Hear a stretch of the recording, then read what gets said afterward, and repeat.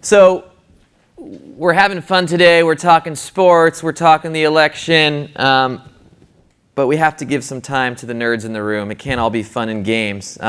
So I'd next like to call up Steve Patrizi, Vice President Marketing and Revenue at Imgur, to talk about the rise of geek culture and what that means to every brand. Thank you, sir. All right, we're going to geek out on geek culture. We have any geeks in the room? Anyone here who would identify themselves being geek? Okay, a few of you guys. The message here is we are not alone. We're going to talk about the rise of geek culture and what that means for every business and why every business needs to be not only aware of this, but start thinking about their strategies for it. From our point of view and from a lot of signals out in the world is getting geekier. We see a number of indicators here. We see things like the video game industry now generating more revenue than the box office. And if we double click into the box office, what do we see? We see movies about aliens and robots and dinosaurs and superheroes and wizards and princesses with magic powers and pirates. Right, the highest grossing movies of all time. This is the list here. And with the exception of kind of Titanic, there's a bit of an outlier. What do we see? We see Avatar, Star Wars, Jurassic World, The Avengers several times on this list. We see Harry Potter, Lord of the Rings.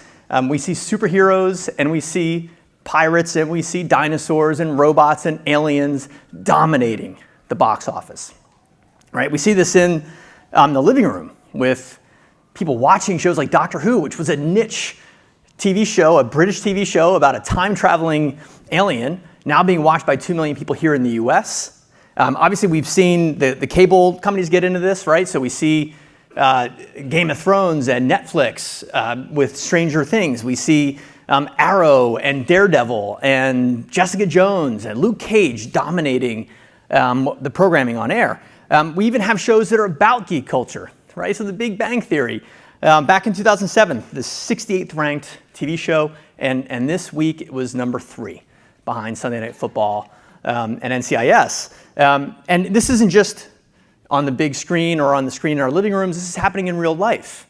Right? Just this week, we have New York Comic-Con happening here, and 170,000 people will attend New York Comic-Con this week. And now there are Comic-Cons in every major city, in countries all around the world. The one here in New York is now the largest that has surpassed San Diego Comic-Con. And so the world is getting geekier. And for a number of reasons, which I'll explain in a minute, we've done some research in this area. We want to understand this phenomenon, what's driving it. So we partnered with a company called YPulse that does a lot of research in the millennial segment to understand what's happening here. And one of the first insights that was really interesting to us is that when we surveyed millennials, we surveyed 1,000 millennials and we surveyed 1,000 boomers and Gen Xers to see their perceptions on the subject. 23% of all millennials now self-identify as being a geek.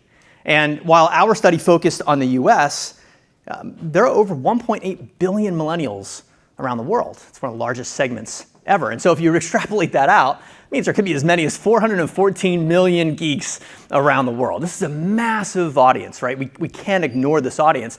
And what's interesting is they're very different than those people, those millennials, who don't think of themselves as geeks. We'll look at some of those differences. One thing, though, we looked at is how has the perception of what it means to be geek changed? And so when we look at the research here, we see that the boomers and Gen Xers had much more of a negative association with that term. So for them, it was a nerdy person with no athletic ability or personal style. They have little personality. They're smart. They've got that going for them.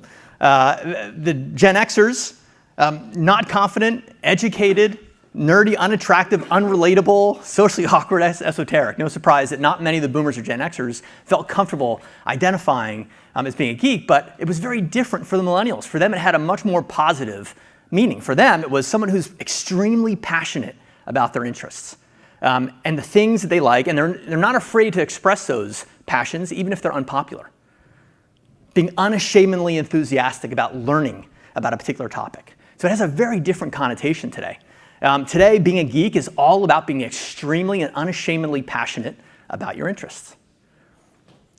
And it's actually really cool now. People who identify as geek, it's not an insult to them. They're actually proud of that label. For them, 80% said, hey, I'm proud to be called a geek. I consider my close friends to be geeks. I prefer my children to be geeks. I've been in relationships with geeks. It's really cool now to be a geek. And these people, they're early adopters. They are way ahead of the curve, right? These people know about things before the rest of us.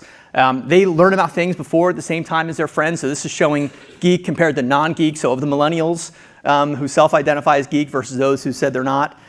They are people that others look to for advice. And their interests grow in popularity after they get into them. So these people were reading the Game of Thrones books long before there was ever the idea of making a televised program about this. These people were into comic books way before there were 170,000 people coming together for Comic-Con. These people are way ahead of the curve. The things we're all into today, these people were into that stuff a long time ago. They're very influential. They say others listen to their advice. When they say, yes, this is a good product, this is a good offering, others tend to follow that advice. And despite myths or stereotypes about kind of an introverted, antisocial people, they're actually very, very social. They tend to be a little more social online. They actively seek out others who share their interests. They feel very strongly that experiences are best shared with a community of people. That's why they come together for things like Comic-Con. They do belong to communities. Outside of the big social platforms, they're much more likely than non-geeks to belong to a community, an online community. They find others who share their interests, and they browse those communities several times a week. And in fact, 22% said if they could, they would spend every waking moment in their community. They are very social by nature, and they seek out others who share their passions and their interests. They rely on these communities for decision making. This is where they go to discover the insights and the research and the advice they need to make decisions, more so than other platforms. So for them, online communities was the #1 place to go to get questions and get advice and learn about new things, more so than their friends, although friends do rank up there. You can see some of the differences between the geek and the non-geek profiles here. More so than mainstream media, more so than ads, and celebrities. Didn't really seem to register for the geek set. For them, it's other people in communities or other people who they know personally. That's where they get their information. And boy, are they hard to reach. So we took a look at, do you use ad blockers? And both the non-geek and the geek kind of register high. The non-geeks, 50% are using ad blockers, but of the geeks, 76% are using ad blockers. These are people who say, you know what, I was using ad blocking technology long before anyone else was talking about it. I built my own scripts to block ads. These are people who don't like the idea of being marketed to. And they're very good at staying off the radar. Now, if you do manage to get in front of them, they have different expectations. It better be good, right? So it better be informative, right? They don't want to just see an ad kind of blasting something at them. They want to be informed. They want to learn something. They have higher expectations than the non-geeks that it better be relevant. And they think more highly of brands when they participate in their communities. This is really important to them. They want authentic participation. So we have this profile, this modern geek, this cultural trendsetter, this person that they know about things before the rest of us. They influence others and they influence mainstream culture, right? The things that are popular today, these people were into that stuff a long time ago. They're incredibly difficult to reach. And if you do reach them, they have higher expectations. So I'm a marketer. I look after marketing imager. I'm responsible for growing the audience, and this is one of our target customers. Man, this is a nightmare, right? These people are super important to reach, but they're really hard to reach. And so we're using this data in two ways. We're using it to inform the work that we do to build our product roadmap and think about the way in which we engage these customers. But we're also using it to help other businesses who are also interested in realizing this is an important segment. This is their customer for the next several decades.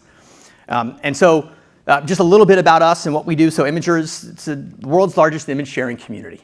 The idea is pretty simple. People create posts with one or several images. They can be static images, they can be GIFs, and they share these stories with the community, and the community upvotes the best stuff to the top. And the best stuff can be seen by millions of people. In fact, there are over 150 million people who are using Imgur every month, and they are viewing over 6 billion page views. So they're viewing a tremendous amount of content from others like them.